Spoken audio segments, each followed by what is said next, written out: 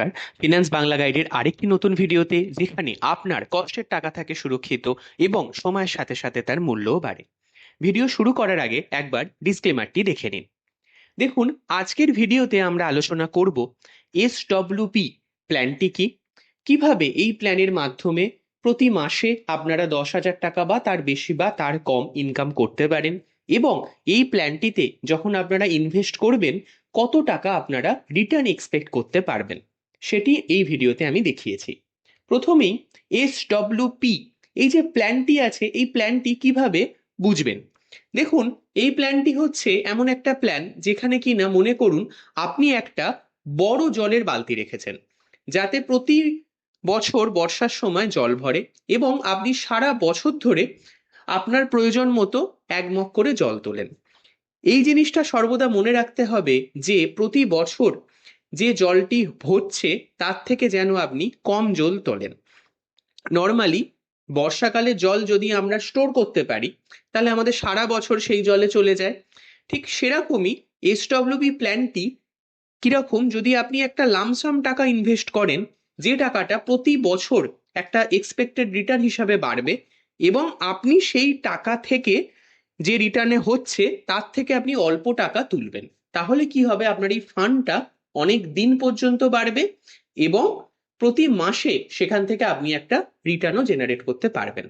দেখুন, পরের এক্সেলটিতে আমি একটা এক্সপেক্টেড রিটার্ন ধরে আলোচনা করেছি।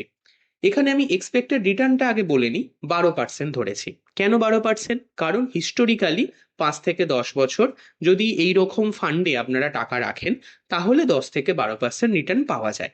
সেই জন্য আমি এই রিটার্নটি ধরেছি। কিভাবে এসডব্লিউপি প্ল্যান কাজ করে তার অঙ্কটি একটু বুঝে নিন। দেখুন, 50 লাখ টাকা হিসাব আমি এখানে করেছি, যে কোনো অ্যামাউন্টই এটা হতে পারে। 50 লাখ টাকা যদি আপনারা রাখেন, বেস্ট হয় 1 বছর টাকাটা রেখুন, মানে ফেলে রাখুন, তুলবেন না টাকা। এতে কি হবে, এতে আপনারই বেনিফিট হবে। কিরকম বেনিফিট হবে দেখুন, 12% রিটার্ন, 50 লাখ টাকা, 1 বছর পর হবে 56 লাখ টাকা। আপনি টাকা তুলছেন প্রতি মাসে 10,000 করে, বছরে টাকা তুলবেন 1,20,000। টাকা দাঁড়াবে কত? 56 লাখ মাইনাস 1,20,000, 54,80,000। তার পরের বছর কি হবে, এই যে 54,80,000 টাকা আছে, এই টাকাটি আবার 12%-এ গ্রো করবে। কত দাঁড়াবে? 61,37,600 টাকা। আপনি আবার 10,000 করে প্রতি মাসে 1,20,000 টাকা তুলছেন। তারপরে টাকাটা কত টাকা দাঁড়াবে? 60,17,600 টাকা। 3 নম্বর বছরে কি হবে, এই যে 60,17,600 টাকাটি আছে, এই টাকাটি আবার 12% রিটার্ন, মানে রিটার্ন দেবে। তাহলে কি হবে, 67,39,712 টাকা হবে। আপনি আবার 1,20,000 তুলবেন, 66,19,712। এইভাবে টাকাটি আপনার বাড়বে।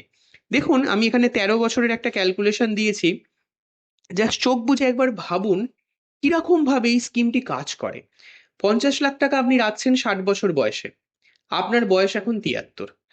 আপনি কি করলেন, আপনি 15,60,000 টাকা তুললেন, এবং 73 বছর বয়সে আপনার কাছে কর্পাস কত টাকা আছে? 1,84,53,972 টাকা। এটা একটা অ্যাপ্রক্সিমেট রিটার্ন। অনেক সময় রিটার্নটা এদিক সেদিক ওদিক হতেই পারে, কিন্তু এই রিটার্নটা নর্মালি আপনারা পেয়ে থাকেন। তো সেই জন্য এই রিটার্নটি আমি ক্যালকুলেশন করেছি।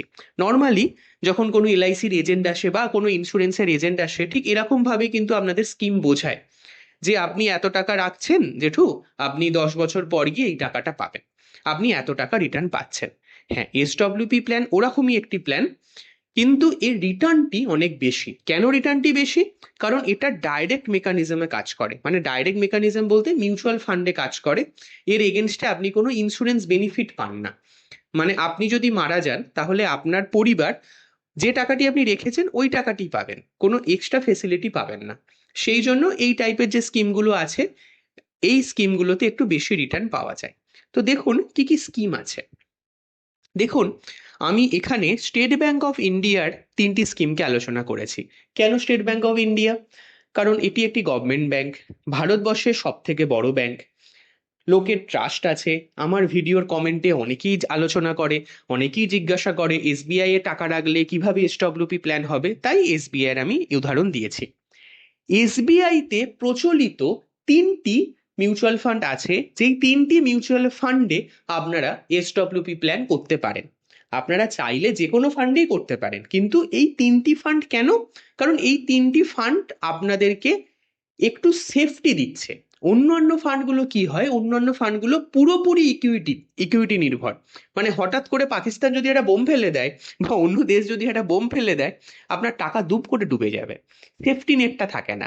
কিন্তু এই যে ফান্ড 3টি আমি এখানে বলেছি, কনজারভেটিভ হাইব্রিড, ব্যালেন্স অ্যাডভান্টেজ এবং ইকুইটি হাইব্রিড, এই 3টি ফান্ড আপনাকে একটা সেফটি নেট দেয়। কিরকম সেফটি নেট?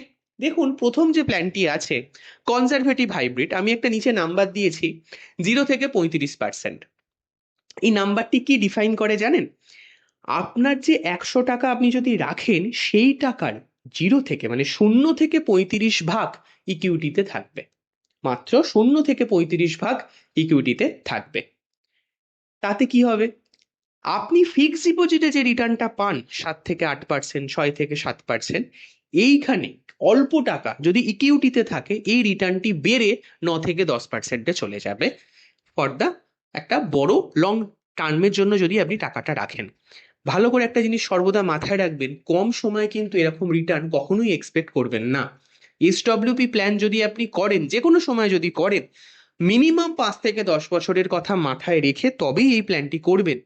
এবং যেগুলো আমাদের স্কিম আছে, যেমন senior citizen savings scheme, post অফিসের ফিক্সড ডিপোজিট, এই সমস্ত স্কিমগুলোতে টাকা রাখার পর যে টাকাটা এক্সট্রা থাকবে, সেই টাকাটা এতে ইনভেস্ট করবেন, লোভ করবেন না।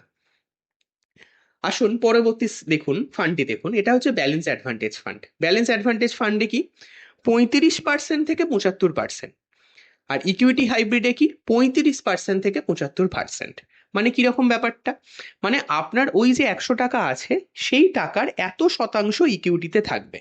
কনজারভেটিভ হাইব্রিড হলে 35% ইকুইটিতে রাখবে, ব্যালেন্স অ্যাডভান্টেজ হলে 35 থেকে 75% মতো ইকুইটিতে থাকবে, এবং ইকুইটি হাইব্রিড হলে মিনিমাম 35% রাখতে হবে এবং ম্যাক্সিমাম সেটা 75% পর্যন্ত যেতে পারে।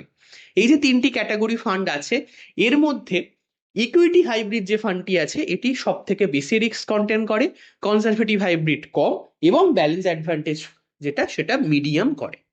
দেখুন, এই যে 3টি ফান্ড এখানে আমি আলোচনা করেছি, কিরকম রিটার্ন দিয়েছে historically. Conservative hybrid fund 9.76% return দিয়েছে। যদি আমি আজকের দিনে মানে 21শে-22শে ফেব্রুয়ারি থেকে যদি আমি ধরি, 5 বছর ধরে যদি আপনি আজকের দিনে আপনার 5 বছর কমপ্লিট হতো, তাহলে 9.76% আপনি রিটার্ন পেতেন।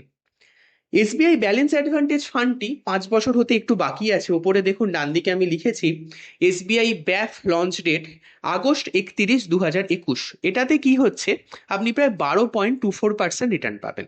এবং এসবিআই ইকুইটি হাইব্রিড, যেহেতু ইকুইটিতে এক্সপোজার বেশি, একটু বেশি রিটার্ন 12.75%। 3টি ফান্ডই ভালো, যে কোনো একটি ফান্ডেতে আপনারা এসডব্লিউপি প্ল্যান স্টার্ট করতে পারেন, খুবই ভালো। এবার দেখুন, কত টাকা থাকলে কত টাকা এক্সপেক্ট করবেন।